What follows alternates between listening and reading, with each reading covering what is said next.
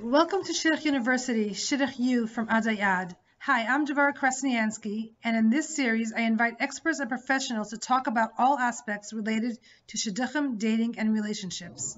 You can find us on the web at adaiad.org, adaiad.org. Today, we're talking about setting up the marriage for success with Penina Flug, LCSW. Penina is passionate about helping young people set up for success from their dating experience and also, more importantly, through premarital and early marital education. In this conversation, we spoke about how to date for successful marriage, the mindsets to have, and conversation and experiences to have while dating. Enjoy. Good evening, all. I'm Devora Krasnianski from Adai Ad. Welcome to Shidduch University, Shidduch U, a project that we're doing together with MASK. The idea is to bring information for dating, pre-dating, and so we can get into the marriages from a position of strength, and we really know what we're getting into and how to get into the right relationships. So that's the idea of Shidduch U. You can check us out on our website. That's adaiad.org, adaiad.org. And tonight we're going to be talking with Penina Flug about some really important things about setting up for the marriage for success from even before the dating, and in the dating even before the marriage begins. So I'm really excited. Penina is doing a lot of work in this area. So I'm really grateful that you're able to talk to us about the work that you're doing and answer some questions that we have in this area. And so thank you, Penina. And thank you, Rechama Klapman from MASK, for putting this all together for us. Rechama, do you want to say a couple words before we get started? And then Penina will just jump right into the topic. So thank you. Thank you. So thank you, Adai Ad. Thank you, Devora. It's always wonderful to collaborate with you on all the programs that we do together. MASK is Mothers and Fathers Aligned, saving kids of all ages and all stages for all mental health, including addiction. We are a referral organization. We refer to therapists, inpatient, outpatient program. We have an after-school program in Crown Heights. I have a radio show Thursday nights, 9 p.m. on the Zeb Brenner station, which is 6:20 a.m. on the radio dial at talklinecommunications.com. If anyone needs a referral, feel free to reach out, 718-758-0400, and our website is maskparents.org. Thank you, Devora, and thank you, Penina. Thank you. So tonight, Penina, we're going to be talking about setting up for success. And before we even get started, let's talk about the work that you're doing in this area and the work that you do in general. Okay, so I'm an emotionally focused couples therapist. So I work in my private practice with couples at all stages of marriage. That's what I do. And also, I also do therapy for parents with adult children.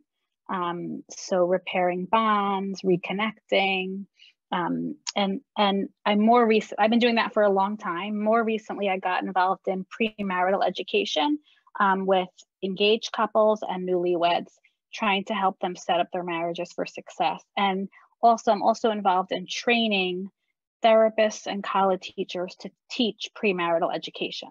And if anyone is interested in that, in getting involved in teaching premarital education, reach out to me.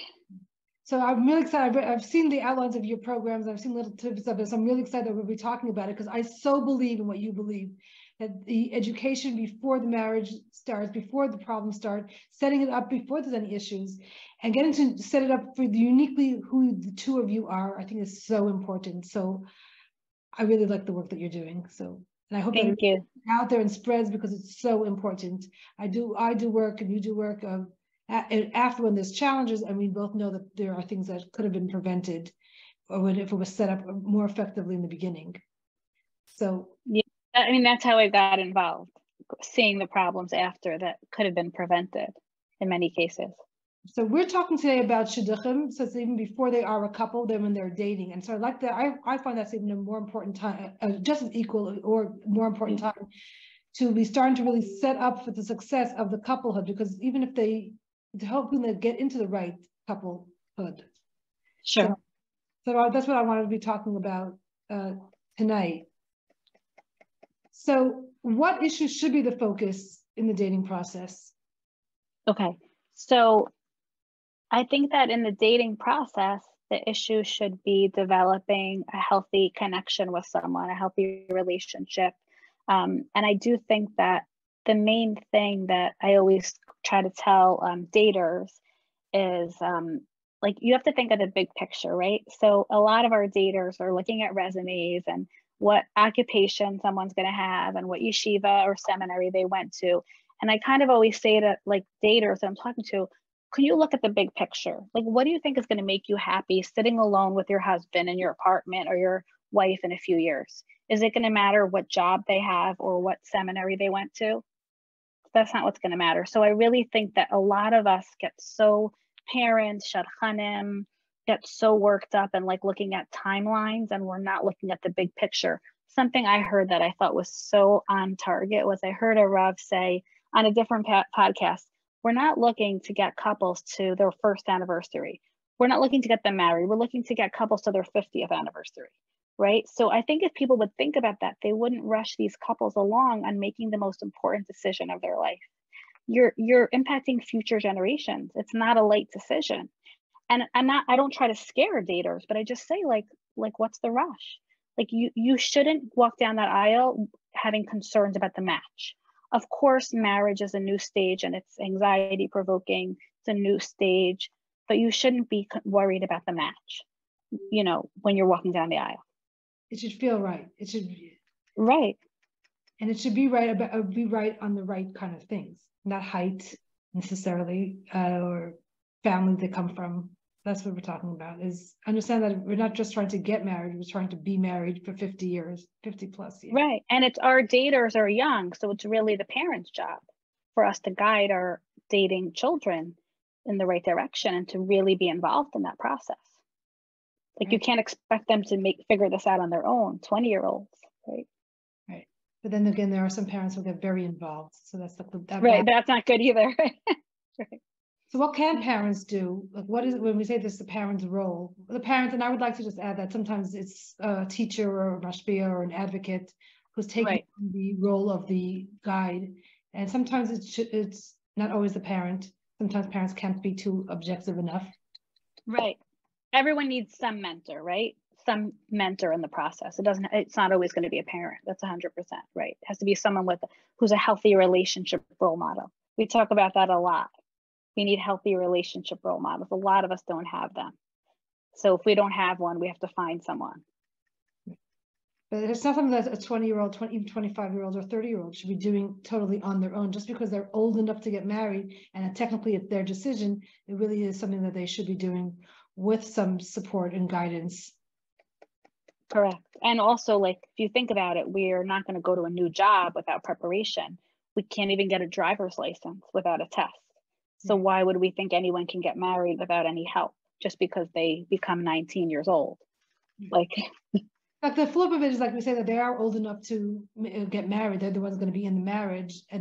But still, I think that in anything, you're starting a business, you ought to be getting some mentorship. Ought to be getting some support. I think it's the same thing. Yes, they're old enough. They're the ones that are going to be married.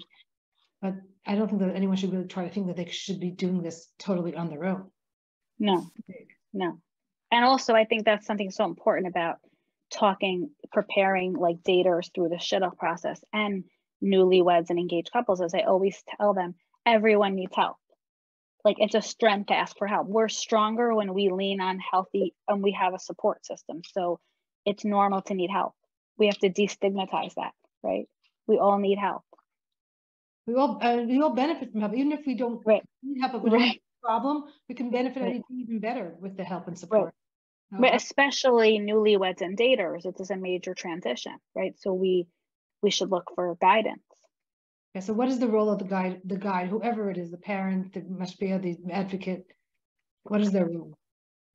So the role is like to be a sounding board, to listen, to support, to love, but also, you know, to check in and make sure that there's no red flags, that this new couple has a healthy relationship, has emotional safety, can talk about things, are comfortable with each other, right? One of the things I always say is I think, and I always say, because people say to me, but I'm yeshivish, I can't do that. I always say, no rabbi is going to say you're not allowed to spend Shabbos together before you get engaged, just because it's not done. Because I don't think any rabbi is going to say that. It's so important to see the way this person interacts with their family, to see them in a natural setting, not on a date, right? So you need time, you need to feel comfortable, right? We always say actually that what's a healthy relationship? ABCs: acceptance, belonging, comfort, and safety, right? We all need to feel accepted in a relationship, accepted for who we are, not I accept you if you change, right? We need to feel like we belong. We need to feel comfortable and safe, emotionally safe, meaning I can share my feelings without my partner, my chassan, my getting mad at me, right? So of course some of these things are they're all going to develop after a marriage, right? And in a new relationship, some of this is there. You're not going to be there yet, but you have to have the signs that it's healthy. You have to feel comfortable with the person, right? And I know that it really also depends on your background, right? So and there's different norms in different communities for how much time and your expectations, right? I want to pick on something you said. You want to have to feel like it's going to develop. So what does that look like? Because like you said, I mean, we only date a certain amount of time, whether it's months. And when we get married, it's not really a full-blown relationship like it's going to be after years of spending time together and having shared experiences. But what does it look like when you know that it's on the right track to develop into a relationship? I think so. What it looks like is that you feel comfortable. You can be yourself, like to an extent. You can talk about things without having to worry that the other person's getting angry, right? You can disagree and not talk for days, right? You feel supported. You feel comfortable. You don't feel awkward having conversations with the other person. Okay, so we're talking about that comfortability, but again, they're still so new, and they don't even yet know how to support each other because they don't know each other's styles yet, and sometimes we don't even know how to express the kind of support that we need at that age and for such deep issues, like whatever. I'm talking about the bigger issues, not the simple issues, but the thing that we really want to make sure that we're accepted on. So it's like that balance of kind of getting a sense, and maybe I like the idea of having other people see you guys together, so that because it's a big decision, and it's a lot of trying to tune into yourself at such a young age. So there's a lot of benefit of bringing somebody else into the conversation. Right, introducing the person to like your parents and maybe other people that know you well. Right. So even though it's not necessarily your cultural norm, if there's something that you really feel that you want, I think that maybe we can stretch the norm. Right. I think the person has to feel comfortable walking down the aisle, like happy about it. Right.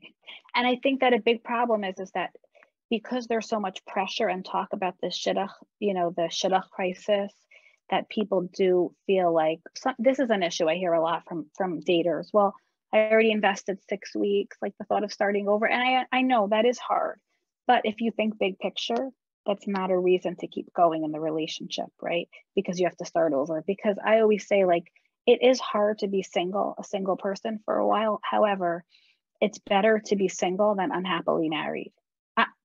I'm not saying divorce. I'm not talking about divorce, but I'm talking about when you're a single person getting married, it's better to wait and be single for longer than to be in an unhappy marriage, right? Like, it's better to take the time to find the right person and to feel good about it. And also, if you have doubts, this is so important. If engaged people that are about to get engaged, or you're engaged and the invitations are out, it's not a reason to not break it off, right? But that's why, if you have doubts, speak to a therapist or speak to someone that you trust, your college teacher, if that person is, trained and well enough to help you. But speak to someone and make sure it's not about the person and it's just about this new stage, the anxiety, like. Right, because going back, the engaged period is a very anxiety-ridden. Right. So much happening of preparing a huge event, and all the apartment and the clothing and then there's a marriage actually to be set up. There's a lot going on, and then for some people they're actually keeping their day job in the middle of all that. So there's a lot of anxiety.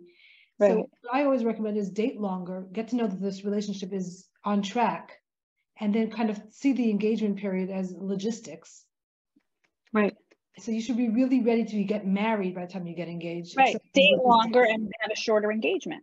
I just had a conversation with a Rav about this, and he was saying that ideally he wants his children to date for 3 months and then have a short engagement. I'm like, we like, you don't, right. It makes perfect sense. I mean, we can't rush these things. It's too important. Like this is another thing that I think is an issue that's related to this, is that a lot of parents feel pressure to marry off their kids when, like, they're so worried about marrying off their kids that they're not thinking, my kid has issues and needs help. Marriage isn't the answer. So then you're ruining someone else's life, potentially children's lives, because people are getting married when they have issues that they're just not ready to get married yet. They need to have help first. I see that all the time. I see people, a lot of times these people call me 2 weeks before the wedding. What am I supposed to do with 2 weeks before the wedding? That's why I'm trying to encourage Rabbanim, have people come and talk to someone at the beginning of the engagement, because people come 2 weeks before and they don't want to break it off then. But what can I do 2 weeks before when things are really not good in the relationship, right? And a lot of times you're right, it is the wedding and the parents. So a lot of times I can talk it out with the couple and we'll realize the relationship is good, but the parents are putting so much pressure on the couple, that they each want what they want, and they're putting the couple in the middle. And sometimes that can make them really fight a lot, but they are okay. But unfair pressure is being put on them. So you have to just talk it out with someone and see what's going on. Well, just to talk to that point, as soon as you're concerned, and because our engagements are so short, there's not a lot of time. We're playing with a timeline. So if you're even starting to think that something's bothering you, like, you don't have a lot of time to play with that. So I think it's important to, firstly, like we said, to date longer so that we can actually feel that this is really on its way to a good marriage. Because I think we spoke with Mayor Zuckerman, said, we don't want to just get married, you actually want to be married. Right. And so it's not just getting engaged, it's actually preparing for the marriage. And the engagement period is not really going to do that. The engagement period, as I see it, is really logistics of getting engaged to the marriage. And if logistics could be happening quicker, then the engagement period would be shorter. So the meaning that what I'm saying is that all of it should be happening before, in the dating time.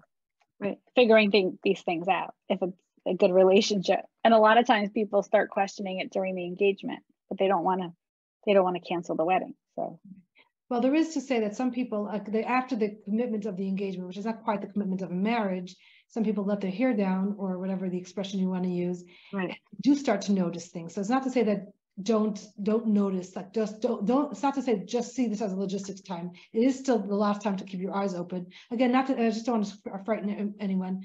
Usually the engagement goes well, a little bit of anxiety with the wedding and just so much happening, and the couple is on a good way.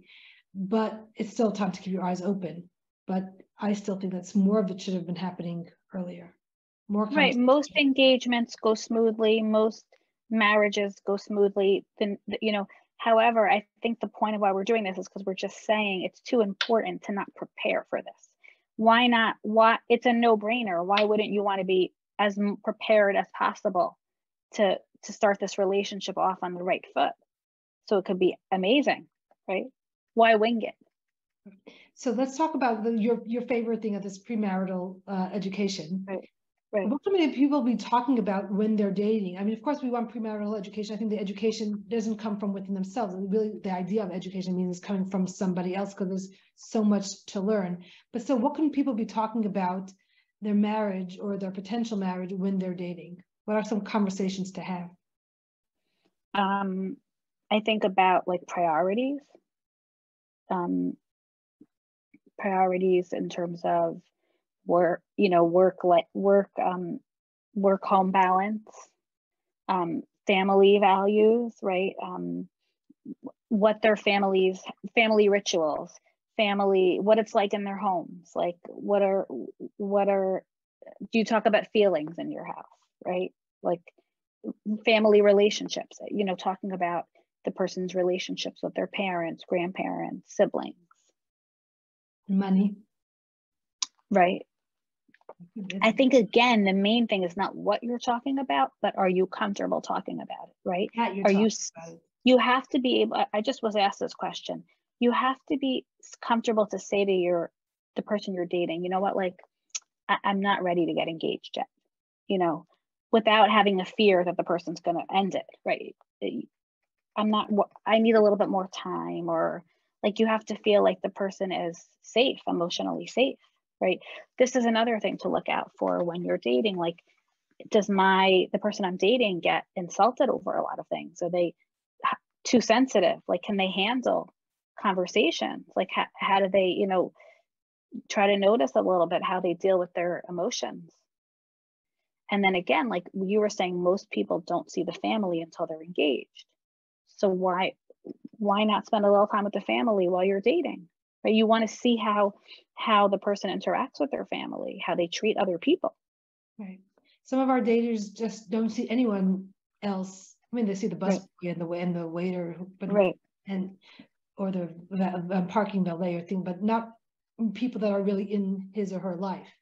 Right. And I think that there's a missed opportunity.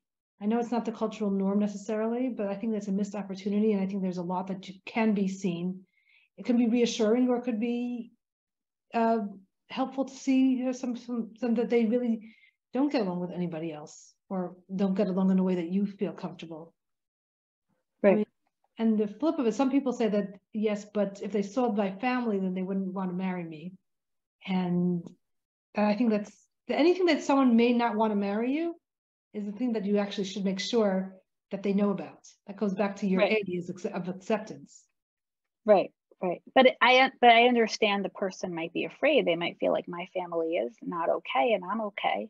So I don't want them to see my family. But then can you imagine how the person will feel if you hide all of that, and then they find out once you're married, then that will feel like a secret that you kept, right? So betrayal. So it's right. So if you have things to share, and you might need to ask a therapist or a mentor, how do I share this with the person I'm dating? I don't want to lose the person, but like there are issues in my family that, you know, but if you show the person how you've dealt with it and how you're dealing with it, I think it's also about like people have been through things, but how do you deal with it? Do you know yourself, right? It's very important for the person that you're to notice if the person is self-aware.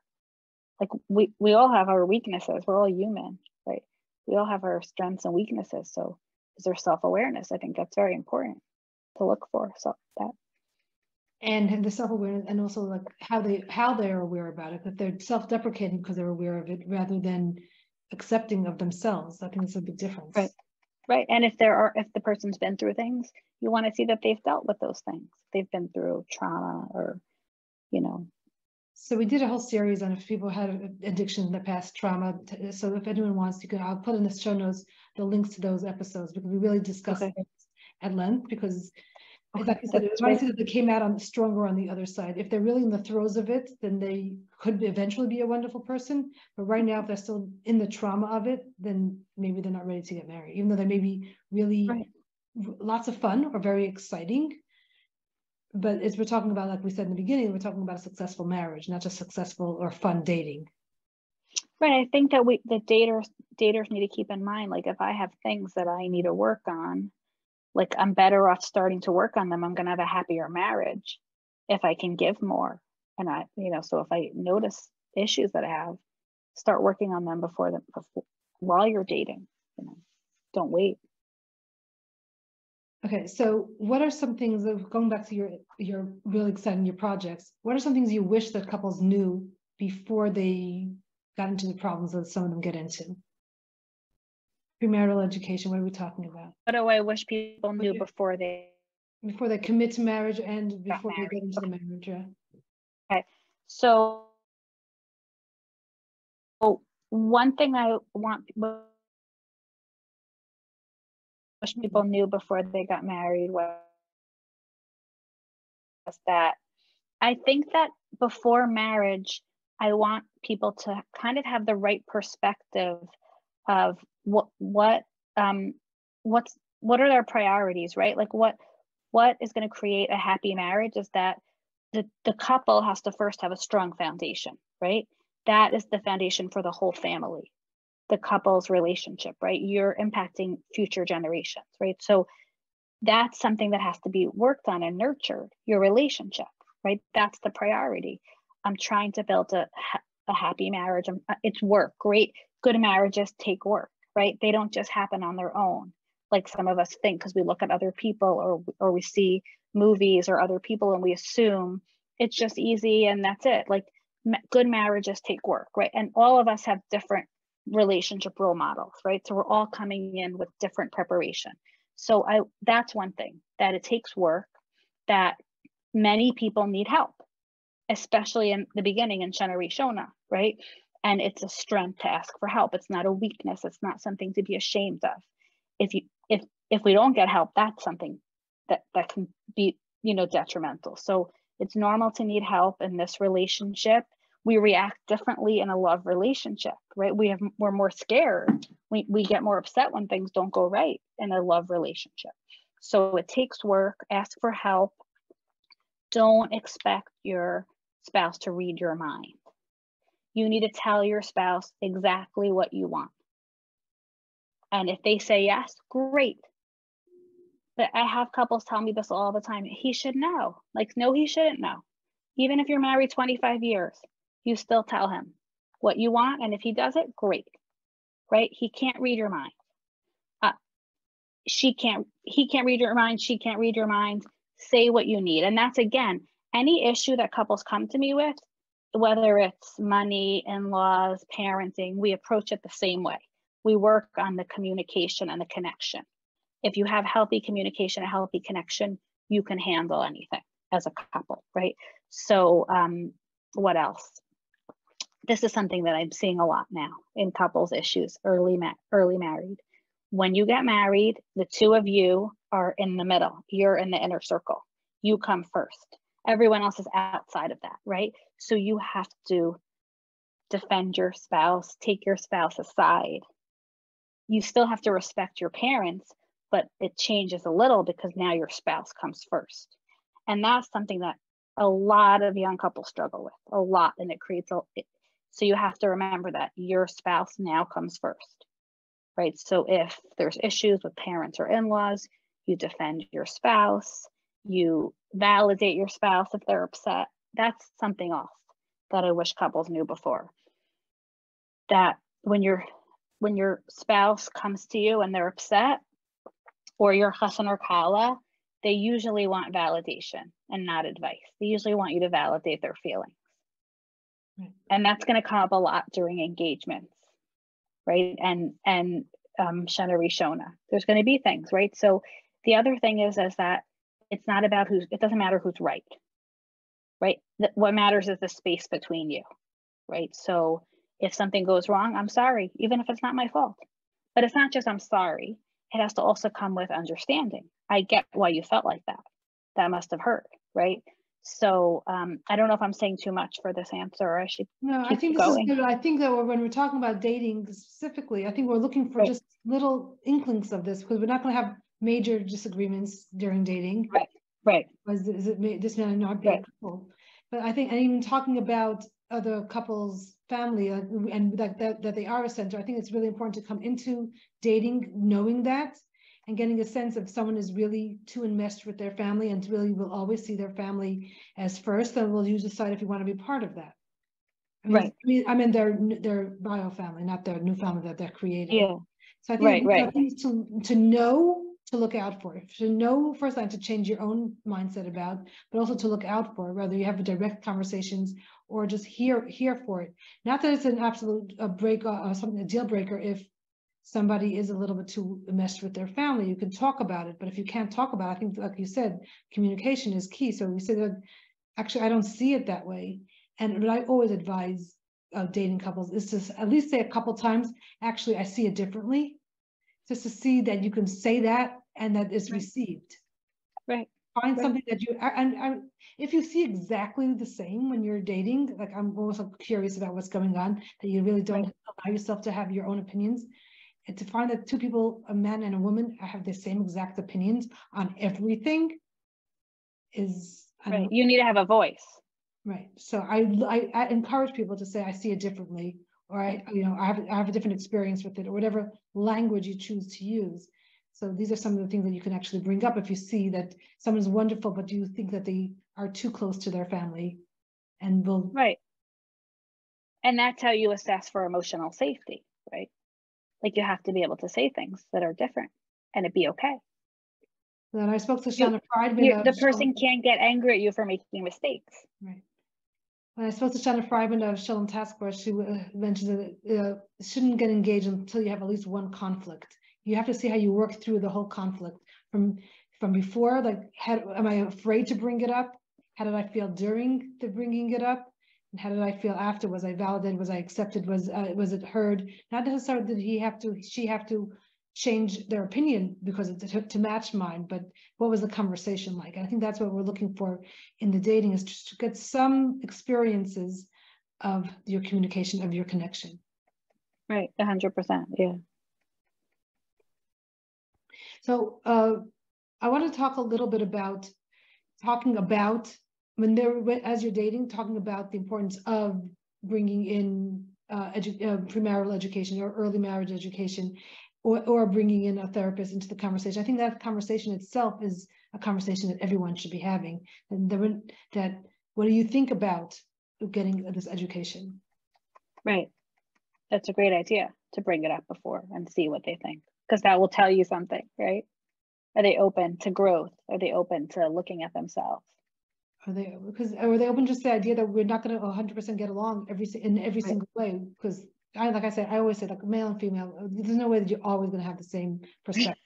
I mean, even just our schools and our camps are so different. Right. And then of course there's the physiology of it.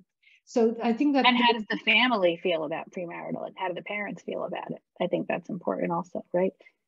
Right. And I think that that's also an interesting question for daters. Like, we kind of say family is the icing on the cake, but it really isn't. It is important in a way, right? Sometimes you have to kind of feel out if there are family issues. Is it going to is it going to be a problem for me? Like you said before, can I handle it? Am I going to be okay with that? If there are family issues, it should be discussed. So I think that we're leaving those kind of questions, and will I be okay with it, to a 19, 20, 24-year-old? And do they really know if I'm going to be okay with it?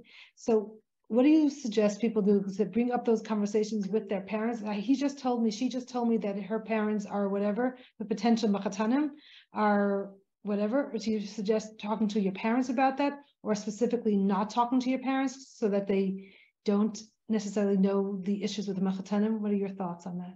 No, I don't think you should hide that from your parents. I think you should talk to your parents and then possibly a professional if you're really concerned about it. I don't think that hiding things from parents I think that sometimes couples hide things to their detriment, right? They were told, oh, I shouldn't say things about my spouse or about the person I'm dating, but you need your parents' help when you're dating. Like, you shouldn't have to hide things, concerns. Right. But then it goes to that advice where they say, don't tell your parents, because they'll never forget you'll get over the little tiff that you had, but your parents will never forget it. So that's the kind of question that people always ask me, is like, should I tell my parents? I said, talk to an adult, but not necessarily does it have to be your parents. As long as you're getting advice from someone who's understands what relationships is, I don't think it has to be the parent. Right. But if you have it depends on the relationship you have with your parents. Yeah, it depends. But there should be somebody that you trust. Somebody. I find that some parents get very anxious and they like, how dare he? And it's really not as much. Right. Well, most people know their parents. Most people know their parents at that age, and they know if it's a good idea. And then the flip of it is, some parents don't recognize that they are those parents that you shouldn't be talking to. So, they could encourage or should be accepting that they want to talk to another adult. And I feel that they could ask, who is the other adult that you're talking to? It doesn't have to be me, but please talk to another adult. Right. And it should be someone that the parent's comfortable with. If the parents are concerned and they want to make sure their child is getting proper guidance. Right. I also feel like sometimes the kids, as adult children, should recognize that sometimes when their parents are not the right person to talk to. Because there are some parents who bring their own anxiety and their own hangups into their kids' potential relationships, one way or the other, when they say, oh, it's not a big deal, because they just want them married, that they want this whole parsha over. And I think the kids have to be able to recognize that they're old enough to get married and they are still listening to their parents or somebody, but also recognize when it doesn't feel right or when their voice is not being heard by their parents. Right. Well, that's why I think that it can come from like the Rabbanim, right? During the engagement process to kind of say everyone should do some form of premarital education. So that way it's not just like, I think that a lot of people are thinking, oh, well, we'll only refer if there's a problem.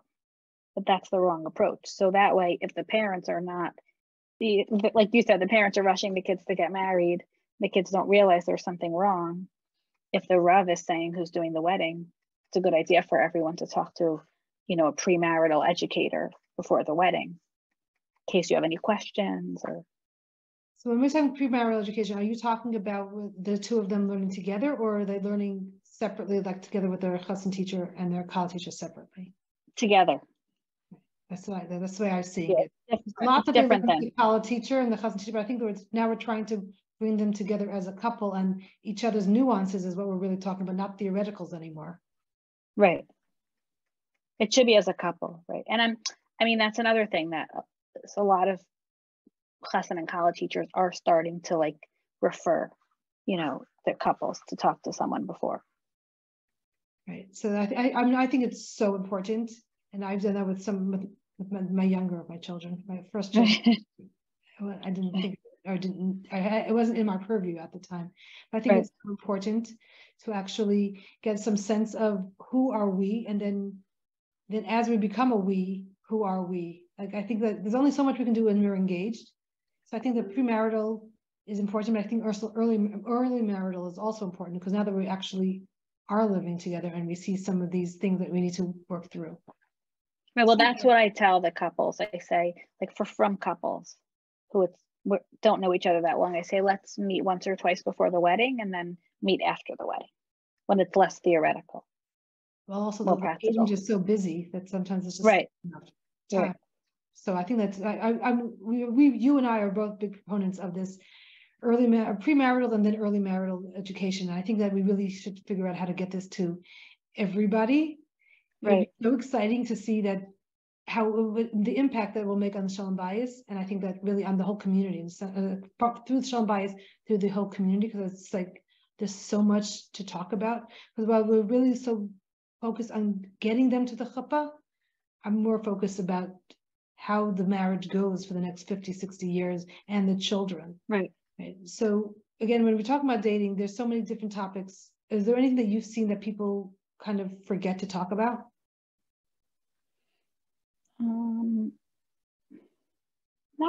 I think some secrets.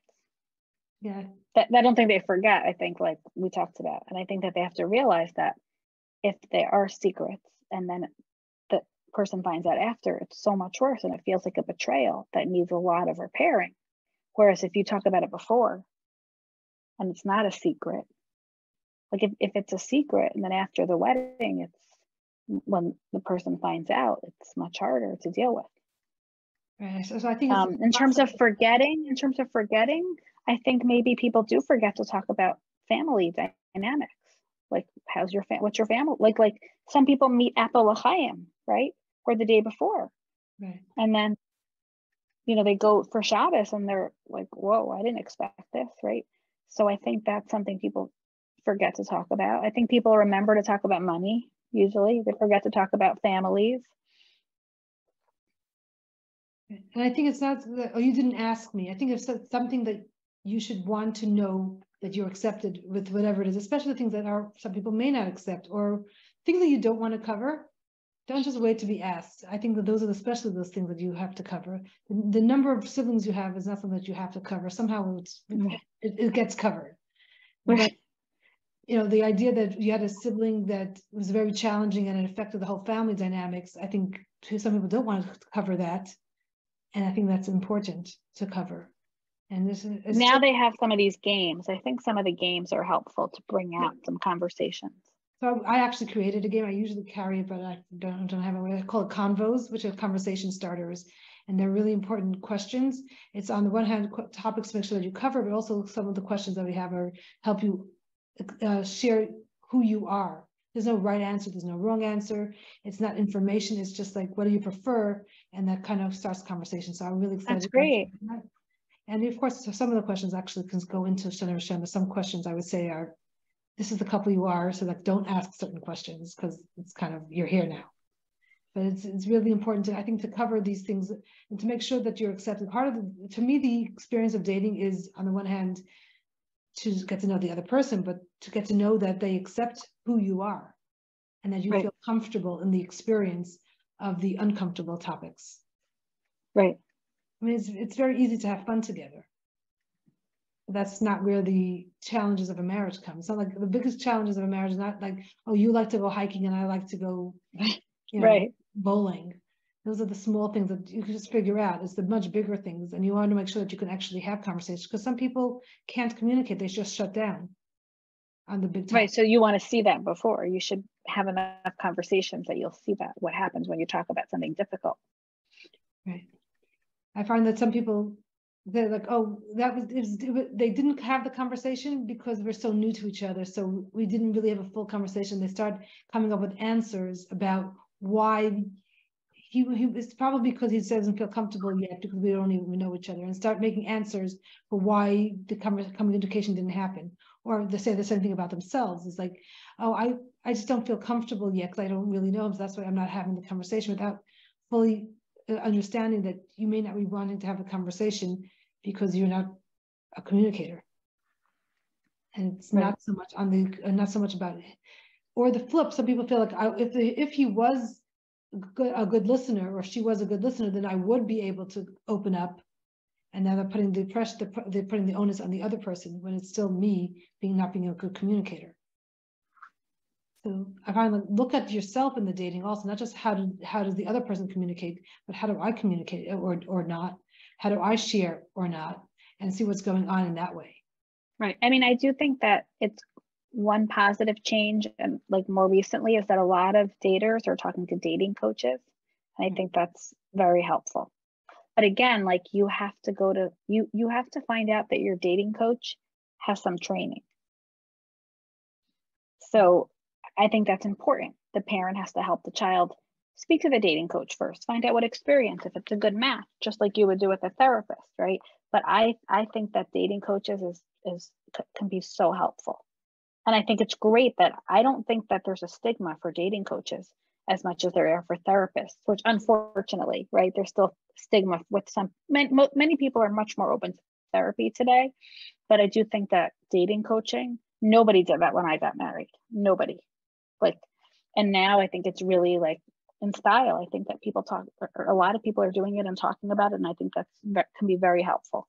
I find that as a dating coach myself, I know that it could be very helpful, but I do find that some people think that other people get engaged without a dating coach, or without a therapist, so I could be able to do it. And it's like, yeah, you could, but you could do much better, and you could just feel more secure in your conversations and in this decision if you actually spoke to somebody. Some people could do it without it, no doubt. But I'm finding a lot of like my kids and their friends and my friends' kids are talking about before they start dating that they want to talk to a dating coach. I think that's great. I think that's so amazing. Right. So, because I think that people are realizing that there's so much to talk about. Maybe 25 years ago, when their parents were dating, it was more like their parents or someone did the research, and you just went to see if you liked each other. That was sort of the way that things were done back then. Less of the conversation. I think the world was less complex, and so parents don't have their own lived experience to be helpful. Be fully helpful. They have maybe experience with this process, right? With the way it is now, right? And they have a lot of wisdom, but not so lived experience. And I think that there's a lot of value in speaking to somebody else who has experience of working with lots of people, and also can get answers, because I do this more consistently than the parents would do it. One child, then one child, then one child. Right. So I think, but also you hear yourself talking differently to someone who's a little bit more objective than talking to your parents. Yeah, definitely. And they have the experience of dating, like what your expectation should be for dating. And right. So there's so much to talk about, and as far as what to talk about, so make sure that you're getting into the right relationship, getting into the right couplehood. It's not only dating and seeing if you like each other. I think there are some real issues to talk about, not just spending trusting the research and seeing if you like each other. I feel like anything that you hear in research has to be ascertained again, have the conversations, especially the difficult things that we were saying throughout. Right. And then being willing to go to have real conversations that are with the support of a therapist or whatever, or a Rav or your college teacher or whoever is doing the premarital. So I think that's so important. It's totally different conversations to have. And yes, some people can do it through themselves, and people have, but the guided of a premarital class and premarital education and knowing what to talk about and someone helping you with your nuances. It's not just page 12 of the textbook. It's like really Right. listening to you, and let's see how we're going to work out the differences. I think it's so powerful. So I'm really so grateful that you're doing it for the community, and then hopefully many more people will be doing it, and it will just be part of what you do, college classes, premarital classes, and Right. we're setting ourselves up for success. Right. It's equally as important as a college class. A communication class, just as important. You need both. Right. It's all part of marriage. there's the halacha. Yeah. There's right. keeping this marriage alive, dynamically Right. alive, not just halachically alive. Right. Right. And we actually do that. We practice conversations. Like we do exercises, and we practice listening, and we have them practice speaking. So it's experiential. So like Adai Ad, I put out a daily relationship tip. So those are nice, but I think when you do it and they're wonderful, they really are wonderful, and I really recommend it. I'll put out the link of where to sign up for the daily tips. You can get it on Facebook, you can get it on WhatsApp, but there's nothing like doing it for the two of you together with the guidance of somebody else. So right. I think it's wonderful that you're doing it, and we'll get it out. It will happen. Okay. sooner than later, it will happen. So any final thoughts for this conversation? I think people just have to slow down. Slow down. I really do. We all have to slow down. We all have to slow down with our kids, with our families. All of us have to slow down, but especially this is like a really important decision. Such an important decision. So you just want to tune like the noise out and really think about and have all the conversations and have the experiences right. and the time to process them in between. Right. Right. And don't try to do it alone. Like we said, have a mentor or somebody to help you through it. And for mentors, encourage and be the kind of sounding board that someone can actually talk to. That they will be able to share the fullness of whatever is going on for them. So Penina, where can people reach you? You are based where? And can you do telehealth? Yeah, I'm in Boca Raton, but I do Zoom, like for people all over the country, Israel. I do Zoom for premarital education and therapy and couples therapy. And also I also want to help people find other people. Like if you want someone in person where you live, I'll help you find someone, right? Because we did a training. So we trained 30 from premarital educators. So what's your website? So it's Penina Flug LCSW.com. Okay, wonderful. Someone sent in this question. I wonder if you want to answer this. Do you discuss previous relationships while dating once you're pretty sure that you'll get married? And I'm assuming that they're not talking about previous people they dated, previous like shidduch dating. I'm assuming they're talking about real relationships or high school relationships. Should you discuss those? Should you discuss? You're saying you don't think they mean previous relationship. I mean, I dated this person for 4 dates. I don't think I'm talking about that. I'm talking about if they were in seminary or post-seminary, they had a year-long relationship. Should that be brought up to somebody? Well, when we're doing premarital education, we do talk about that we have relationship beliefs based on our previous experiences. So if we've had difficulties in a previous relationship, it can impact how we act in this relationship, right? It might impact our fears, our defenses. So I think if it's something important that somebody's been through and they feel like they're holding back something like important, but it really depends. Like, again, is it something that if the person found out, they would feel hurt that it was a secret? Or is it just no big deal? Right. It depends how serious the relationship was. And sometimes you might say, I changed, I became religious or more religious, and whatever happened before is not, but I don't think that there should be major secrets when you're starting out a marriage. And what about sharing the person's name? No, I don't think that's necessary. I think just really think about what's necessary to share, and if it's necessary to share. I think just that I had a relationship and I'm so glad that's over because you're so much better. Or talk about I was hurt in this relationship. Right. But you don't. I think that if somebody was hurt, you want to share that. You want to share and see how you're, But the other side of this question, is the way I sometimes hear it, is I don't want to have any secrets, so I want to share everything I did, and I'm not so sure that sharing everything that you did. Yeah, I don't. I agree with you. I don't think that a lot of details can be harmful and unnecessary. But I think if it's a big part of something that you went through, that the person might find out. Without sharing the details. So I think it's worth really slowing down, thinking about what it is that you're going to share and why you feel it's important to share. And how you're going to share it. Ask for help. Yeah, I think that would be one of the reasons why you would speak to a coach or somebody. Just don't do this on your own. Don't just dump your guilt or onto somebody else to hold. Right. No, that's not helpful. Okay, so once again, your website, and then we'll wrap up. Okay, Penina Flug, LCSW.com. So thank you so much, Penina. This has been a very interesting conversation. I think it's so important. And if anyone else has any other questions to Penina, you can definitely reach out to her or to me at adaiad.org or info@adaiad.org. So thank you so much, Penina. Thank you, everyone, and good night. Thank you for having me. Good night. And you can find more from Shidduch U at our website at adaiad.org. That's all A's, ADAIAD.org, on the Shidduch U page. Or you can also find us on Instagram and Facebook. And if you have any questions, definitely reach out to us at info@adaiad.org.